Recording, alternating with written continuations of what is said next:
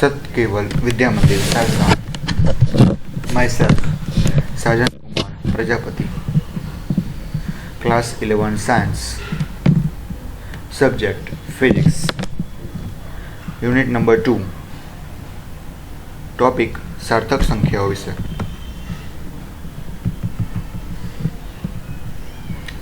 मित्रों આપણે chapter number 2 ની અંદર લગભગ બધી વાત કરી ચૂક્યા છે। ભૌતિક રાશિ વિશે, એના પ્રકારો વિશે, એના એકમો વિશે, ત્યારબાદ તેના એકમોના પ્રકારો વિશે લગભગ બધી માહિતી આપણે મેળવી લીધી છે। અને ત્યારબાદ ભૌતિક રાશિના માપન માટે અને તેના મૂલ્ય મળતા તેના એકમ લખતા એ માપનમાં આવતી ત્રુટિઓની વાત કરી અને ત્રુટિ વિશે તેના પ્રકારો સમજી ત્રુટિ વિશેના પ્રકારો જાણી તેના વિશે આપણે સમજૂતી મેળવી। હવે આજે આપણે અહીંયા સાર્થક સંખ્યા અને સાર્થક અંક એટલે શું, એટલે કે મોસ્ટ ઓફ અહીંયા સાર્થક સંખ્યા વિશે આપણે વાત કરવાની છે। તો સાર્થક સંખ્યા અને સાર્થક અંક કોને કહેવાય, વ્યાખ્યા જોઈ લઈએ કે સાર્થક સંખ્યા અને સાર્થક અંક એટલે શું। તો માપ દર્શાવતી કોઈ એક સંખ્યા, એટલે કે ભૌતિક રાશિ છે જેનો આપણે પ્રયોગ કરતા માપ દર્શાવીએ છીએ, માપ મળે છે, તો માપ દર્શાવતી કોઈ પણ એક સંખ્યા મળે, એનું મૂલ્ય દર્શાવતી કોઈ સંખ્યા મળે, એ સંખ્યામાં ચોકસાઈપૂર્વકના અંકો ઉપરાંત એટલે કે ચોક્કસ અંકો સિવાય એક અચોક્કસ છતાં અર્થપૂર્ણ એવા છેલ્લા અંક સાથે લખાતી સંખ્યાને સાર્થક સંખ્યા કહે છે। એટલે કે આપણે અહીંયા વાત કરીએ કે સાર્થક સંખ્યા કોને કહેવાય, તો આપણે એવું અહીં જોયું કે જ્યારે કોઈ રાશિનું માપ દર્શાવવામાં આવે અને માપ દર્શાવવા માટેની કોઈ સંખ્યા લખવામાં આવે તો એ સંખ્યામાં ચોકસાઈપૂર્વકના અંકો મળે, ચોક્કસ અંકો મળે, અને એ અંકો સિવાય એક અચોક્કસ છતાં અર્થપૂર્ણ એવા છેલ્લા અંક સાથે લખાતી જે સંખ્યા જે છે એને સાર્થક સંખ્યા તરીકે ઓળખવામાં આવે છે અને તેના અંકને સાર્થક અંક તરીકે ઓળખવામાં આવે છે। આપણે વધારે એક એક્ઝામ્પલ લઈએ કે ધારો કે વર્નિયર કેલિપર્સથી આપણે કોઈ સળિયાની ત્રિજ્યા માપીએ છીએ જે આપણને મળે છે 0.35 સેન્ટીમીટર। હવે આ સળિયાની ત્રિજ્યા આપણે માઇક્રોમીટર સ્ક્રૂ કે જે વર્નિયર કરતાં પણ લઘુત્તમ માપ માટે જાણીતું છે તે આપણને વેલ્યુ આપે છે 0.354 સેન્ટીમીટર। તો તેની પ્રથમ સંખ્યામાં એટલે કે જ્યારે આપણે વર્નિયર કેલિપર્સની વાત કરી ત્યારે આપણને સાર્થક અંકો કેટલા મળ્યા, તો જોઈએ તો આપણને 2 સાર્થક અંકો મળ્યા, કારણ કે ચોક્કસ અંકો અને સાથે લખાતી એક અર્થપૂર્ણ સંખ્યા, પણ અહીંયા આપણને ચોક્કસ સાર્થક અંકો કેટલા મળે છે, કેટલા મળે છે 3 અને 5 આ જ મળે છે, બરાબર છે।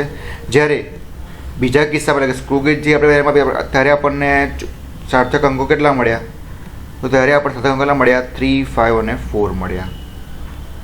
માટે બીજા આ બંનેમાંથી ચોકસાઈ કોની છે, તો બીજા કિસ્સાની, કારણ કે બીજો કિસ્સો છે લઘુત્તમ માપ દર્શાવે છે, એની સચોટતા વધારે છે, આપણે એને વધારે ઊંડાણ આપણે જોયું હતું કે સચોટતા એટલે શું, બરાબર। તો આપણને સચોટતા એટલે શું કે જ્યાં સુધી આપણે એને કેટલા હદ સુધી આપણે એના ઉપર કામ કરીએ છીએ, તો અહીંયા હદ કેટલી છે, લઘુત્તમ હદ છે 0.001 છે, એટલે અહીંયા 0.01 છે, બરાબર છે। તો લઘુત્તમ માપ કોનું ઓછું વધારે છે, તો આનું છે કોનું, એટલે સ્ક્રૂ ગેજનું, તો આપણને સાર્થક સંખ્યા વધારે ચોકસાઈ પર કોણ આપશે, સ્ક્રૂ ગેજ આપશે।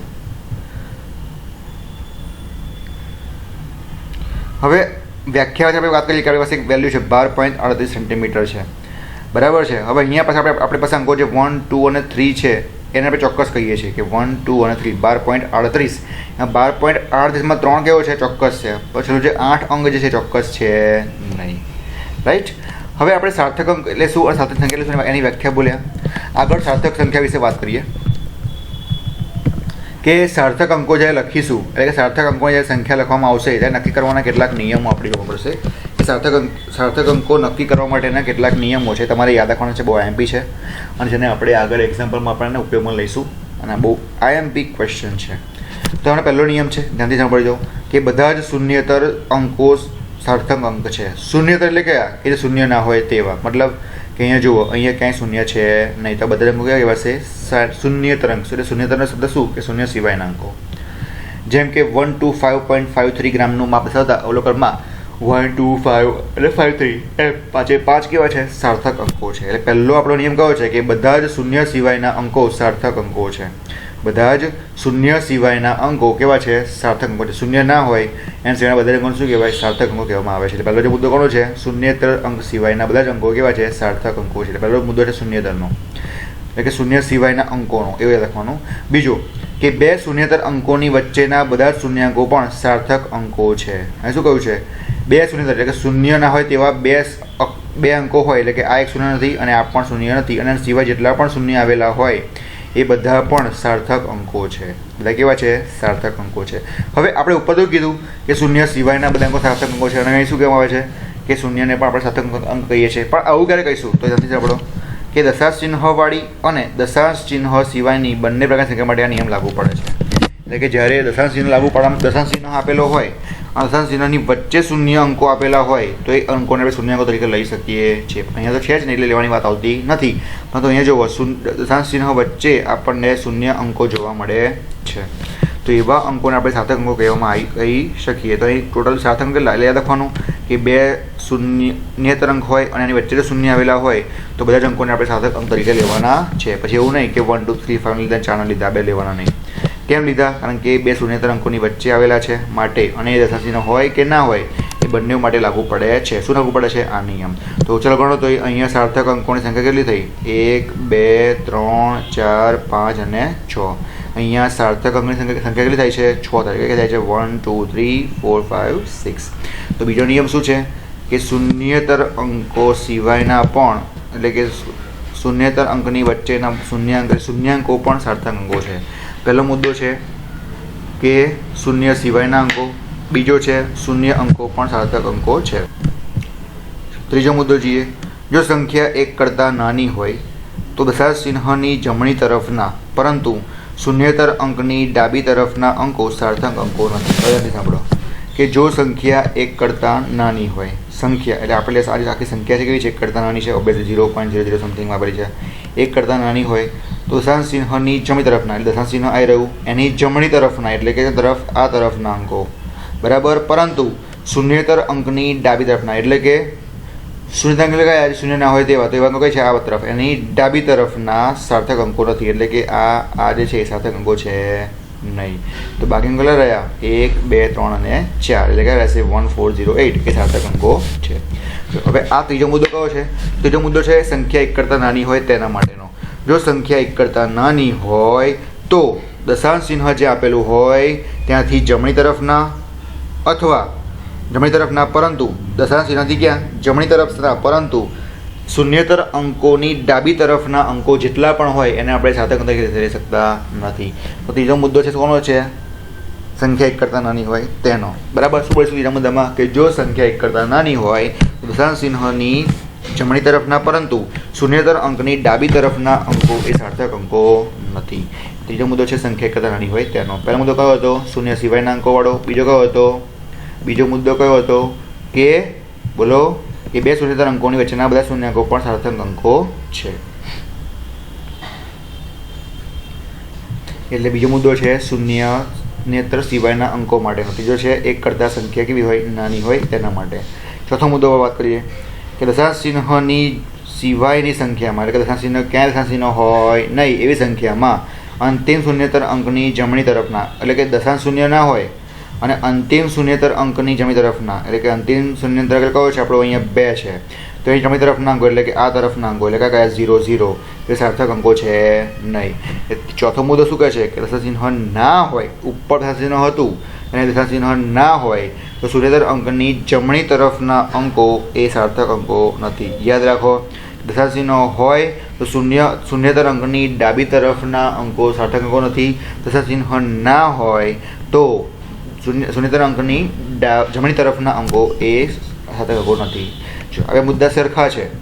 શું છે એમાં? કે સંખ્યા કરતાં નાની હોય પરંતુ શૂન્યેતર અંકની ડાબી તરફના સાર્થક અંકો નથી, અને અહીંયા શૂન્યેતર અંકની જમણી તરફના, એટલે કે આ તરફના સાર્થક અંકો નથી એવું માનવામાં આવે છે. બરાબર છે.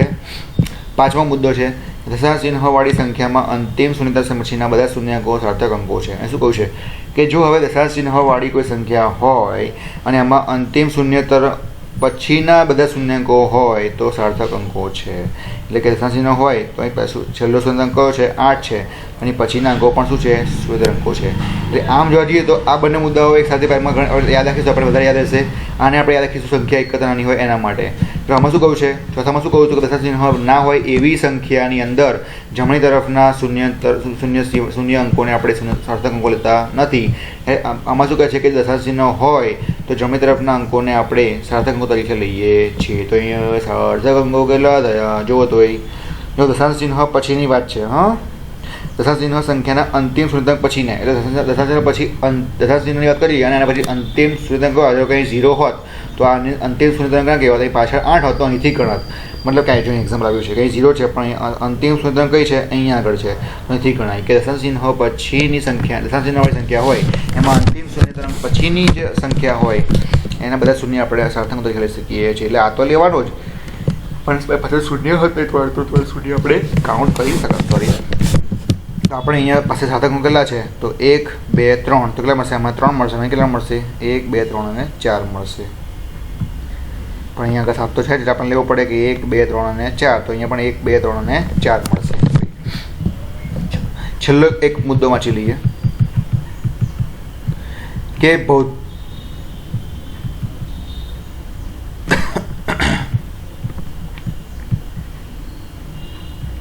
ચલો ફરી એકવાર બધા જ આપણે આ નિયમો રિપીટ કરી દઈએ ફર્સ્ટ નિયમ શું કહે છે કે ફર્સ્ટ નિયમ એવું કહે છે કે શૂન્ય સિવાયના અંકો સાર્થક અંકો છે બધા જ શૂન્ય સિવાયના અંકો એ સાર્થક અંકો છે બધા જ શૂન્યેતર અંકો એ સાર્થક અંક છે જેવા કે 1 2 5.5 કે એવો આપણને અંક આપ્યો હોય કે જેમાં શૂન્ય હોય જ નહીં તો બધા જ શૂન્યેતર અંકો કેવા છે સાર્થક અંકો છે બીજો મુદ્દો શું કહે છે કે બે શૂન્યેતર અંકોની વચ્ચેના બધા શૂન્ય અંકો પણ સાર્થક અંકો છે એટલે કે બે શૂન્યેતર અંકો એટલે આપણને છેલ્લે અને આગળ શૂન્યેતર અંકો આપેલા હોય અને વચ્ચે શૂન્ય શૂન્ય એવું હોય વચ્ચે શૂન્ય હોય તે બધા શૂન્ય પણ કેવા હોય સાર્થક અંકો લેવાના રહેશે બરાબર એટલે કે મિડલમાં જો રહેલા હોય સાર્થક અંકો મિડલમાં જો શૂન્ય હોય અને આજુબાજુ શૂન્યેતર અંકો હોય તો એને આપણે શૂન્યેતર અંક તરીકે તો આપણે એને સાર્થક અંક તરીકે લઈ શકીએ છીએ બરાબર આમાં યાદ રાખવાનું છે કે અહીંયા પોઈન્ટ હોય કે ના હોય પરંતુ છેવાડે જો બંને તરફ શૂન્યેતર અંકો હોય અને વચ્ચે શૂન્ય હોય તો એ બધા જ આપણે અંકો ગણવાના રહેશે તો આ બધા અંકો ગણીશું તો આપણને 6 સાર્થક અંકો મળશે 1 2 3 4 5 6 આ રીતે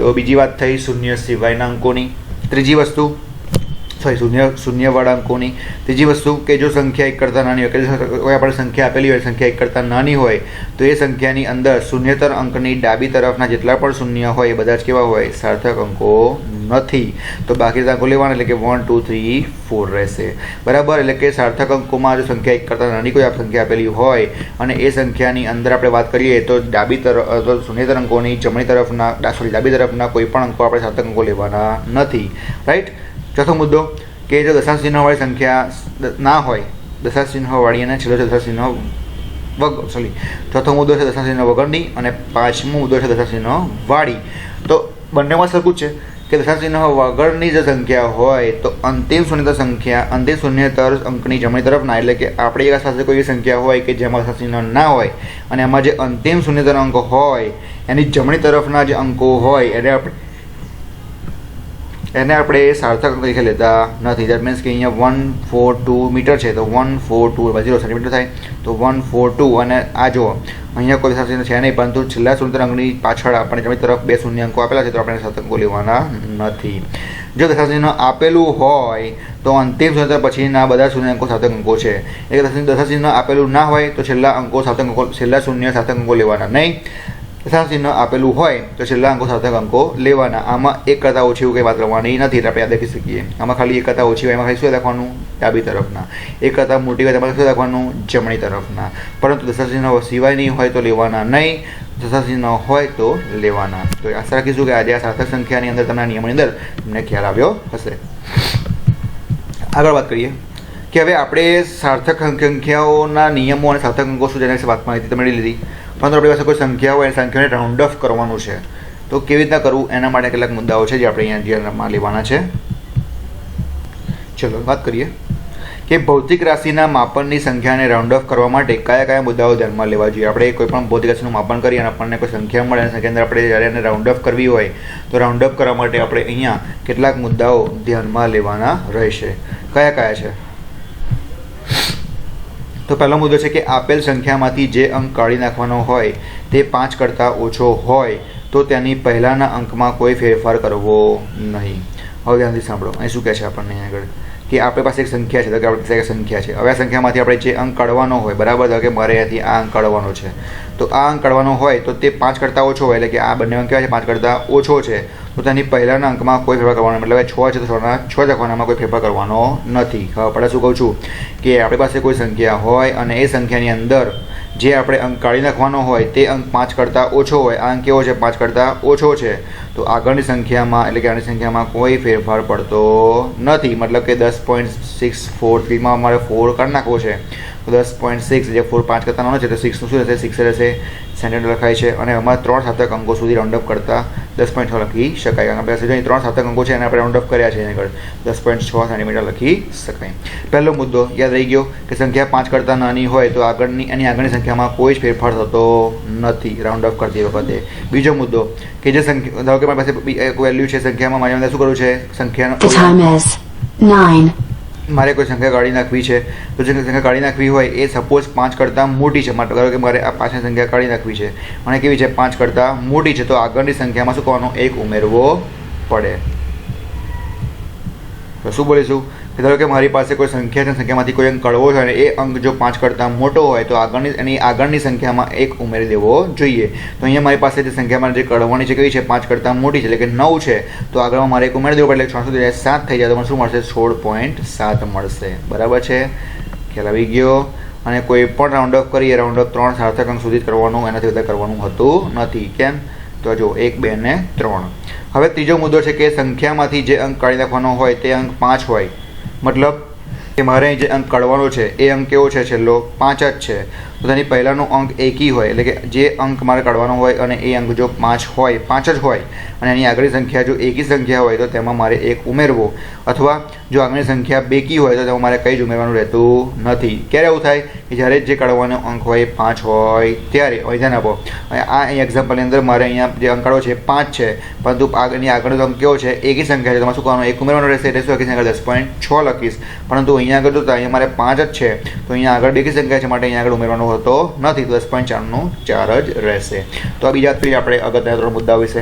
ચલો ફરી એકવાર કે ભૌતિક રાશિના માપવાની સંખ્યાને રાઉન્ડ અપ કરવા માટે કેટલાક મુદ્દાઓ ધ્યાનમાં લેવા જોઈએ. એમને પહેલો મુદ્દો શું છે કે જ્યારે કોઈ સંખ્યામાંથી કોઈ અંક કાઢવાનો હોય તો એ સંખ્યા 5 કરતાં ઓછી હોય તો એની આગળના અંકમાં કોઈ શું પણ ઉમેરવાનું હોતું નથી અને રાઉન્ડ અપ હંમેશા 3 સંખ્યામાં જ આપણે 3 એકમમાં જ કરવાનું રહેશે. બીજું મુદ્દો શું છે કે જે આપણે અંક કાઢવાનો હોય અને એ અંક જો 5 કરતાં મોટો હોય, જે અંક કાઢવાનો અને એક અંક 5 કરતાં મોટો હોય તો એની આગળ મારે 1 ઉમેરવો પડે, તો 16.6 શું થાય 16.7 થઈ જશે. બીજી વસ્તુ કે જો આપણે અંક કાઢવાનો હોય પરંતુ પાછળ સંખ્યા 5 જ હોય, 5 કરતાં મોટી કે 5 કરતાં નાની પણ કેવી હોય 5 જ હોય અને 5ની આગળની સંખ્યા જો એકી સંખ્યા હોય તો એમાં 1 ઉમેરી દેવાનો, અને જો એના કરતાં આગળની સંખ્યા બેકી સંખ્યા હોય તો એમાં કોઈ ઉમેરવાનું રહેતું નથી. આ વાત થઈ આપણે સંખ્યાને રાઉન્ડ અપ કરવાની, જે હંમેશા આપણે 3 અંકમાં લઈએ છીએ. આગળ વાત કરીએ કે સાર્થક સંખ્યાનો સરવાળો કરીએ કે બાદબાકી કરીએ તો તેના માટે કયા કયા મુદ્દાઓ ધ્યાનમાં લેવા જોઈએ.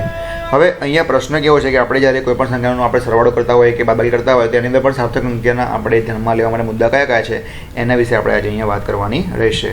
તો ધ્યાન આપો કે ધારો કે આપણે આપેલ સાર્થક સંખ્યાઓ પૂર્ણાંક સંખ્યાઓ હોય તો તેના સરવાળા બાદબાકી સામાન્ય રીતે સરવાળા બાદબાકી જેમ જ કરવા. એટલે કે આપણે ધારો કે કોઈ સંખ્યા હોય અને આપણે શું કરતા હોય સરવાળા બાદબાકી કરવા હોય અને પૂર્ણાંક સંખ્યામાં જ હોય, સિમ્પલ કેવા હોય પૂર્ણાંક સંખ્યામાં હોય તો આપણે સામાન્ય જેવા સરવાળા બાદબાકી કરીએ છીએ તે જ રીતે આપણે એના સરવાળા બાદબાકી કરી શકીએ છીએ. આ છે ફર્સ્ટ મુદ્દો.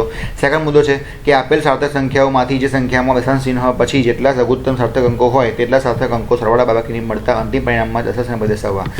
હવે અહીં ધ્યાન આપણે શું કહેવા માંગે છે, ધારો કે મારી પાસે 2 વેલ્યુ છે, કઈ છે એક છે 5.67 બીજી છે 0.7. એટલે કે અહીં દશાંશ પછી 2 આંકડા છે જ્યારે અહીંયા દશાંશ કયા છે 1 આંકડા છે. તો આમાં લઘુત્તમ માપ કોનું કહેવાય? લઘુત્તમ માપ કોનું કહેવાય? આનું કહેવાય. એટલે કે આનો જો સપોઝ હું સરવાળો કરું અને સરવાળાથી મને કોઈ એક બીજું નવું માપ મળશે, એ માપ મારે શામાં લેવાનું? આ બંનેમાંથી જેનું લઘુત્તમ માપ હોય એવા સ્વરૂપમાં જ લેવાનું. મતલબ કે અહીંયા લઘુત્તમ સ્વરૂપ કેવું છે પોઈન્ટ પછી 1 જ આંકમાં છે અને અહીંયા પણ પછી 2 આંકમાં છે. તો મને આ બંનેમાંથી સરવાળો કરવામાં આવે અને જે આન્સર મળે એ આન્સરમાં શેમાં લખવાનો? ખાલી પોઈન્ટ પછી 1 અક્ષરમાં લખવાનો. બરાબર છે, એવું કહેવામાં આવે છે. આપણે તમને એક્ઝામ આપી સમજાવું. ધારો કે મારી પાસે અહીંયા L1 છે 5.67 મીટર અને અહીંયા L2 છે 0.7 મીટર. તો L1 વત્તા L2 બરાબર શું કરીશ? 5.67 મીટર માઇનસ કરીએ તો માઇનસ માટે લઈએ કે -0.7. તો આન્સર મને કંઈક આવું મળશે. આનો આન્સર મને કંઈક શું મળશે? અહીંયા આગળ 6.37. સોરી, અહીંયા ભૂલ છે, અહીંયા સરવાળો આવશે. તમને આન્સર શું મળશે? 6.37 મીટર મળશે.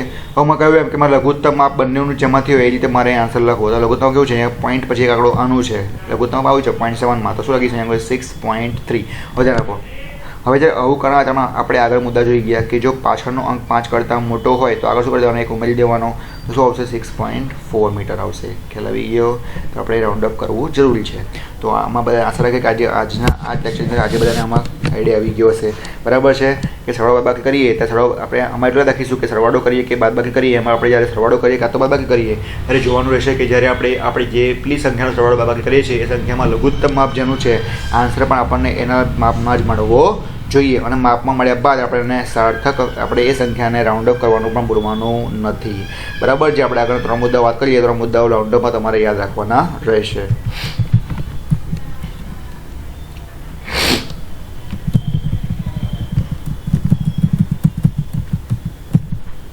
ચલો મિત્રો, આજે આપણે આગળ એક નાના એક્ઝામ્પલ વિશે વાત કરી લઈએ. હવે આપણને અહીંયા શું કહ્યું છે કે ભૌતિક રાશિના પરિમાણો અને ત્યારબાદ એના પરિમાણો રજૂ કરી જેના વિશે સમજૂતી આપણે આપવાની છે. કે અહીંયા એના સૂત્રો મેળવીશું અને સૂત્રો મેળવી આપી બાદ તેને આપણે સમજાવીશું. હવે જોઈએ આ વસ્તુ જે છે એટલે કે એના પારિમાણિક સ્વરૂપ પારિમાણિક સૂત્રો રજૂ કરવાના છે. પારિમાણિક સૂત્રો MLT તરીકે લખવામાં આવે છે. MLT અથવા A/K. મોટા ભાગે આપણે જ્યારે પારિમાણિક સૂત્ર લખીશું તો આપણે MLTના સ્વરૂપમાં લખીએ છીએ. M એટલે કે દળ બતાવે છે, L એટલે કે લંબાઈ બતાવે છે અને T એટલે કે સમય બતાવે છે.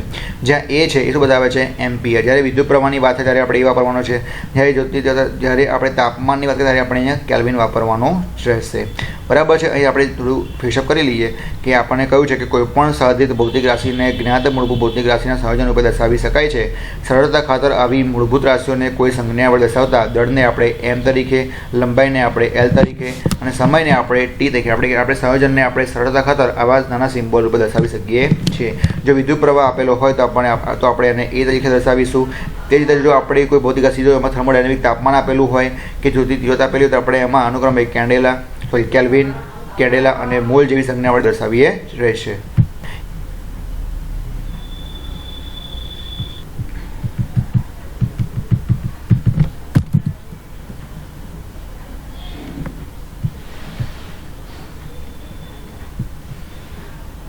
ચલો આગળ જઈએ. આપણને નાનો એક એક્ઝામ્પલ આપેલો છે કે આપણે અહીંયા બે જુદી આપણે જ્યારે આગળ ભૌતિક રાશિ વિશે વાત કરી તો ભૌતિક રાશિને ચોક્કસ રીતે આલેખિત રીતે દર્શાવવા માટેના આપણે પરિમાણને આપણે શું કહેતા હતા? એકમ કહેતા હતા. એકમને આપણે કેટલીક પદ્ધતિઓ જોઈ તો આપણે એમાંની વાત કરી તેમાંની 2 પદ્ધતિઓ મોસ્ટ ઓફ ઉપયોગમાં લેવામાં આવે છે. કઈ SI CGS અને બીજી આપણે એની સિવાયની પણ એકમ પદ્ધતિ જોઈ હતી. કઈ જોઈ? MKS. બરાબર છે? તો આપણે અહીંયા આપણે એવું કહ્યું છે કે 2 જુદી જુદી એકમ પદ્ધતિના કોઈ ભૌતિક રાશિના એકમો વચ્ચેનો એટલે કે આપણે અહીંયા એક ભૌતિક રાશિ કોઈ એક લઈશું અને એ ભૌતિક રાશિને આપણે એના અલગ અલગ એકમ પદ્ધતિમાં દર્શાવીશું અને ત્યારબાદ બંને વચ્ચે આપણે સંબંધ દર્શાવવાનો રહેશે. તો આપણે અહીંયા કેટલાક આપણે એક્ઝામ્પલ દીધા છે કે આપણે એક બાજુ મૂકી છે એક પદ્ધતિ એનું નામ છે MKS પદ્ધતિ, બીજી બાજુ મૂકી છે CGS પદ્ધતિ. બરાબર છે? હવે ધ્યાન આપો, આપણે MKS પદ્ધતિની અંદર આપણે દળ લઈએ તો દળનો એકમ શું આવે? MKSમાં kg આવે છે. શું આવે છે? kg આવશે. આ બાજુ શું CGS શું આવશે? ગ્રામ આવશે. શું આવશે? ગ્રામ. હવે યાદ રાખો કે 1 kg બરાબર 10⁻³ ગ્રામ. 1 kg બરાબર 10⁻³ ગ્રામ. અને ગ્રામને દર્શાવવો તો શું વાપરવું પડે? M આવે. MLTના સ્વરૂપમાં શું આવે? M આવે. એવી રીતના L તો એમાં અપાય મીટરમાં તો CGSમાં શું આવશે? સેન્ટીમીટર. શું આવશે? સેન્ટીમીટર. અને 1 મીટર બરાબર 10⁻² સેન્ટીમીટર. અને ઉલટું વાત કરીએ તો 1 સેન્ટીમીટર શું થાય? 10⁻² મીટર થાય. અને 1 મીટર શું આવશે? 10⁻² સેન્ટીમીટર. અને સેન્ટીમીટર મીટરના શેમાં દર્શાવાય? MLT સ્વરૂપમાં તો L તરીકે લખીશું. L તરીકે. ત્રીજું છે સેકન્ડ. MLTમાં T એટલે સેકન્ડ આવશે. સેકન્ડને આપણે MKSમાં સેકન્ડ લઈશું તો CGSમાં પણ શું આવશે? સેકન્ડ જ લખાય છે. હવે અહીંયા આપણે કહ્યું છે કે MKS પદ્ધતિમાં કાર્યનો એકમ એટલે કે MKS પદ્ધતિ વાત કરીએ એમાં કાર્ય નામની ભૌતિક રાશિ લઈએ તો એકમ જૂલ આવે. શું આવે છે? જૂલ. અને CGS પદ્ધતિમાં એકમ શું આવે છે? અર્ગ આવે છે. શું આવે છે? અર્ગ આવે છે. એમને વચ્ચેનો આપણે સંબંધ મેળવવાનો છે. 2 માર્ક્સમાં પૂછાય. બહુ IMP ક્વેશ્ચન છે. તો 1 જૂલ બરાબર 10⁻7 અર્ગ એવો આન્સર મેળવો. આ તમારે આ બહુ ઇમ્પોર્ટન્ટ સેન્ટેન્સ છે કે 1 જૂલ બરાબર 10⁻7 અર્ગ. તો તેના વચ્ચેનો સંબંધ મેળવી કાર્યનું પરિમાણ સૂત્ર મેળવો. ચલો મેળવી દઈએ. હવે જૂલ આ બાજુ શું આવશે? કાર્ય. હવે કાર્યનું પરિમાણ સૂત્ર શું થાય? તો કાર્યનું પરિમાણ સૂત્ર થાય M1L2T - 2. શું થાય છે? M1L2T - 2. ચલો ઇઝ ઇક્વલ ટુ GA. હવે આગળ થાય તો M1 એટલે M1. હવે અહીંયા ધ્યાન આપો. હવે આ તો થઈ MKSની. આ MKSમાં આપણે લખ્યું છે. હવે એને આપણે લખવાનું છે CGS પદ્ધતિમાં. જે રીતના MKSમાં લખ્યું એવી રીતના મારે CGSમાં પણ લાવવાનું રહેશે. તો M એટલે કે શું? દળ. તો દળ MKSમાં શું છે? kgમાં છે. તો એનું આપણે ગ્રામમાં લખવું તો શું થાય? 10⁻³ ગ્રામ થાય. તો શું આવશે? 10⁻³. અહીં M1 છે તો M1 1 ઇન્ટુ હવે લેન્થ, તો લેન્થ મીટરમાં છે, તો લેન્થ મીટરમાં છે તો એને L2 આવે, પણ એ સેન્ટીમીટરમાં લખે તો શું થાય 10⁻², થાય તો શું કહીશું 10⁻², અને L છે તો L નો એમ સ્ક્વેર ઘાત છે તો શું કહીશું આગળ સ્ક્વેર, એ રીતે ટીના ટી બરાબર છે, ટીની 0 ઘાત છે, ટીની હવે લખીશું 0 ઘાત 10⁻². હવે અહીંયા ધ્યાન આપો, ટી છે -2 લખીશું -2 લખીશું, રાઈટ, અહીંયાની 1 ઘાત છે અને લખીશું 10⁻1. ચલો હવે જુઓ 10⁻3 ઇન્ટુ આ 10⁻3 છે ઇન્ટુ 1 તો 10⁻3 ઇન્ટુ 3 ના 3 આવશે, 10⁻2 ઇન્ટુ 2 તો 10⁻4 આવશે અને Lની 2 ઘાત આવશે, બરાબર. એટલે 3 અહીં જુઓ 3 એકા 3, 1 એકા 1, અહીંયા 2 દુ 4, 2 દુ 2, અહીં 2 એકુ 2, અહીં ટીની 1 ઇન્ટુ -2 તો -2, રાઈટ, સોરી 0 ઇન્ટુ -2 તો 0 અને T1 ઇન્ટુ -2 તો T2 મળશે, રાઈટ. તો આપણને શું મળ્યું 10⁻3, 10⁻4 મળ્યા. ચલો હવે ઘાત ઉપર ઘાત આપેલી હોય અને ગુણાકારના ફોર્મમાં શું થાય સરવાળો થાય, અને જો આને બે સરખો હોય તો 10⁻3 + 4 કરે શું થાય 7, 10⁻7 M1 L2 અને T-2 તો 10⁻7 M1 L2 T-2, જો તો M1 L2 T-2 મળી ગયું, રાઈટ. તો અહીંયા એક આ શેનો એકમ છે MKS છે, કોનો એકમ છે કાર્યનો, તો કાર્યમાં MKS શું આવે જૂલ, તો શું આવશે અહીંયા આગળ 1 જૂલ બરાબર 10⁻7 આ શું છે કાર્ય છે, તો શેમાં છે સિરીઝમાં, તેનો એકમ શું આવે અર્ગ આવશે, 10⁻7 અર્ગ. આપણને એકમ શું મળ્યું 1 જૂલ બરાબર 10⁻7 અર્ગ જોવા મળ્યો. ચલો બટ ઇટ બધા આઈડિયા આવી ગઈ.